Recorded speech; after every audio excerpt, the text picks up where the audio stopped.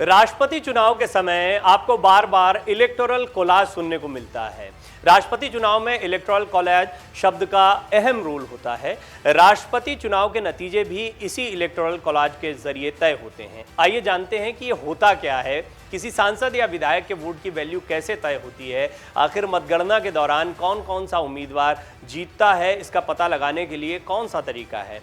राष्ट्रपति का चुनाव लोकसभा, राज्यसभा के सदस्य और सभी राज्यों के विधायक के वोट डालने के साथ में होता है। इन सभी के वोट की अहमियत यानी वैल्यू अलग अलग होती है। यहाँ तक कि अलग अलग राज्य के विधायकों के वोट की वैल्यू भी अलग अलग होती है।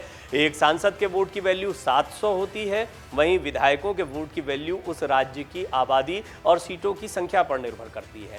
सांसदों और विधायकों के वोट की वैल्यू के कुल योग को इलेक्टोरल कोलाज कहते हैं।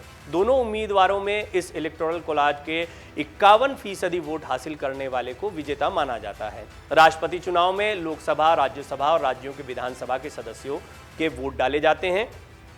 245 सदस्यों वाली राज्यसभा में से 233 सांसदों को वोट डालने की इजाजत थी। मनोनीत सांसद वोट नहीं डाल सकते। इसके साथ ही लोकसभा के 543 सदस्यों को वोटिंग की अनुमति मिली। इसके अलावा सभी राज्यों के कुल 4000 से ज्यादा विधायकों को वोट डालने का अधिकार था। इस तरह से राष्ट्रपति चुनाव में कुल मतदाताओं की संख्या 4796 रही। हालांकि इनके वोटों की वैल्यू अलग अलग थी। देश की सबसे ज्यादा आबादी वाले राज्य उत्तर प्रदेश के एक विधायक के वोट की वैल्यू सबसे ज्यादा 208 होती है। वहीं इसके बाद झारखंड और तमिलनाडु के एक विधायक के वोट की वैल्यू 176, तो महाराष्ट्र के एक विधायक के वोट की वैल्यू 175, बिहार के एक विधायक के वोट की वैल्यू 173, सबसे कम वैल्यू सिक्किम के विधायकों की, यहाँ के एक विधायक के वोट की वैल्यू 7। इसके बाद नंबर अरुणाचल और मिजोरम के विधायकों का आता है, यहाँ के एक विधायक के वोट की वैल्यू 8। राज्यसभा और लोकसभा सदस्यों के एक वोट की कीमत 700, दोनों सदनों में सदस्यों की संख्या 776 है। इस लिहाज से सांसदों के सभी वोटों की वैल्यू 5,43,200 होती है। अब अगर विधानसभा सदस्यों और सांसदों के वोटों की कुल वैल्यू देखें तो ये 10,86,431 हो जाती है। मतलब राष्ट्रपति चुनाव में अधिकतम इतनी वैल्यू के वोट पड़ सकते थे।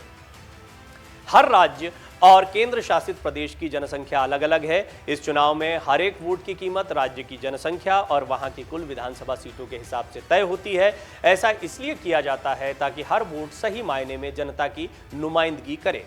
वोटों की ये वैल्यू मौजूदा या आखिरी जनगणना की जनसंख्या के आधार पर तय नहीं होती है। इसके लिए 1971 की जनसंख्या को आधार बनाया गया है। राष्ट्रपति चुनाव में जनगणना का आधार 2026 के बाद होने वाली जनगणना के बाद बदलेगा। यानी 2021 की जनगणना के आंकड़े प्रकाशित होने के बाद 1971 की जगह 2031 की जनगणना के आधार पर सांसदों और विधायकों के वोटों की वैल्यू तय होगी। अब बात विधायक और सांसद के वोट की वैल्यू की करते हैं। दोनों के मूल्य तय करने का तरीका अलग अलग है। विधायक के वोट का मूल्य एक साधारण सूत्र से तय होता है। सबसे पहले उस राज्य की 1971 की जनगणना के मुताबिक जनसंख्या को लिया जाता है। इसके बाद उस राज्य के विधायकों की संख्या को 1000 से गुणा करते हैं। गुणा करने पर जो संख्या मिलती है उसे कुल जनसंख्या को भाग दे देते हैं। इसका नतीजा जो आता है वही उस राज्य के एक विधायक के वोट का मूल्य होता है। इसे एक उदाहरण से समझ सकते हैं। जैसे 1971 में उत्तर प्रदेश की कुल आबादी 8,38,49,905 थी। राज्य में कुल 403 विधानसभा सीटें हैं। कुल सीटों को 1000 से गुणा करने पर हमें 4,03,000 मिलता है।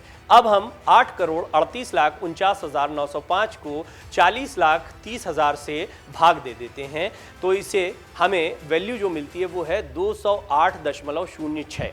वोट दशमलव में नहीं हो सकता। इस तरह उत्तर प्रदेश के एक विधायक के वोट का मूल्य 208 हो जाता है। अब बात सांसदों के वोट की कीमत की करते हैं। सांसदों के वोट की कीमत निकालने के लिए सभी विधायकों के वोट की कीमत को जोड़ लिया जाता है। जोड़ने पर जो संख्या आती है उसे राज्यसभा और लोकसभा के कुल सांसदों की संख्या से भाग दे दिया जाता है। वहीं एक सांसद के वोट की कीमत होती है, जैसे उत्तर प्रदेश के कुल 403 विधायकों के वोटों की कुल कीमत है 208। अब इसमें गुणा कर दीजिए 403 को, तो हमें उत्तर मिलता है 83,824। इसी तरह देश भर के सभी विधायकों के वोट की कीमत का जोड़ 5,43,231 है। राज्यसभा के 233 और लोकसभा के 543 सांसदों का जोड़ 776 है। अब 5,43,231 को 776 से भाग देने पर हमें मिलता है 700.03। इस पूर्णांक में 700 को लिया जाता है। इस तरह एक सांसद के वोट का मूल्य 700 होता है।